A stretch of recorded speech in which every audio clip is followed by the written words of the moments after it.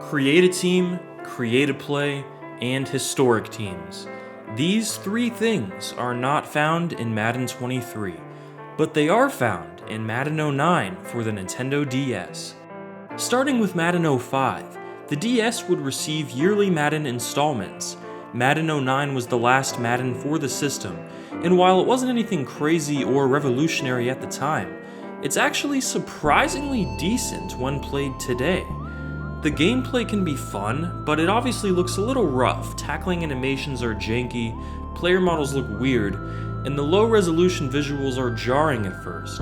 But it's still 11 on 11 football for a handheld system that came out 15 years ago, featuring minigames, an in-depth franchise mode, and some classic game modes and features that aren't even available in Madden 23.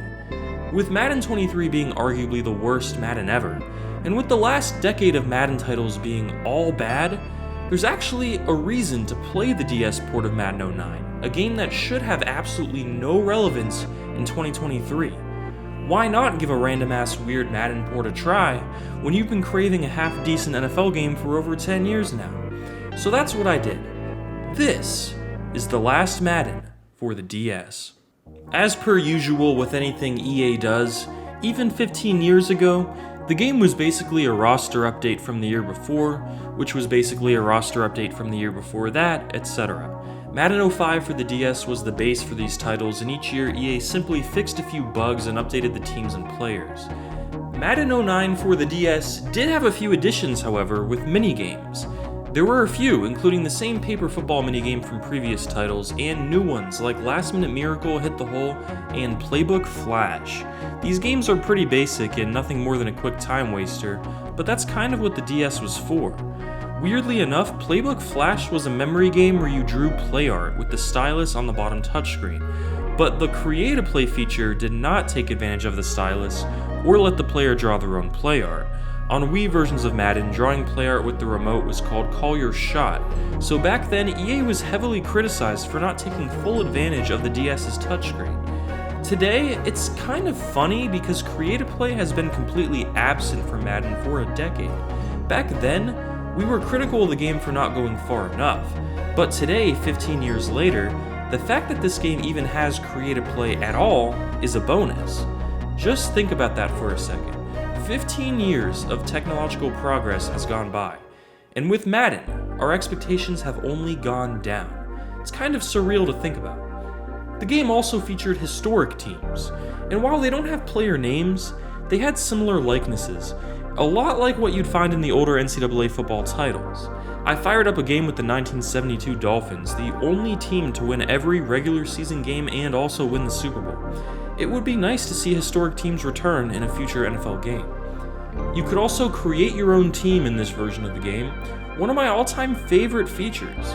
You could choose a logo, name your team whatever you wanted, design the stadium and uniforms, and then use the team in Play Now or even start a franchise with it. Franchise mode was surprisingly deep and made good use of the device's two screens. While the player controls the bottom screen, when scrolling through your team's roster, the top screen will show in-depth stats and attributes for the selected player, or when looking at your schedule, it'll show stats and records for the two teams. The mode was decently in-depth, with a full off-season, the ability to create and add a player to that specific franchise, contract negotiations, a playable Pro Bowl, and more. For a handheld, on-the-go port of Madden, franchise mode exceeds expectations.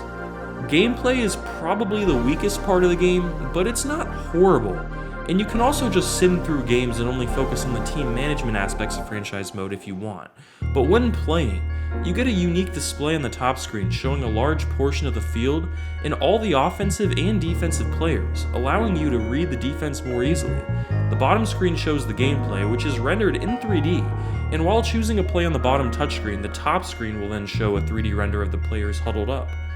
There is an instant replay feature which I found kinda crazy. I did not expect it at all, and while the gameplay looked rough at first, after giving it a fair shot, I found it to be pretty decent and capable. It felt like a lower resolution version of the old mobile version of Madden, and I don't mean Madden Mobile, I mean Madden 10 for the iPhone 3G. I used to have a lot of fun playing Madden 10 and 11 on my iPod Touch back in the day, and instantly recognized the same gameplay engine while playing the DS version. The Last Madden for the DS wasn't a great game, but due to the current state of modern sports video games, it's an intriguing game to play in 2023, and can easily help you kill a few hours. Featuring some important features not even found in the latest Madden, Madden 23, this 15-year-old game holds up quite well, even if it felt dated when it released. Think about how weird that sentence was. The Nintendo 3DS did receive a Madden title called Madden NFL Football in 2011, which brought the heavily requested Call Your Shots feature to the handheld and offered much better gameplay and graphics, but the game sold poorly and is a story for another day.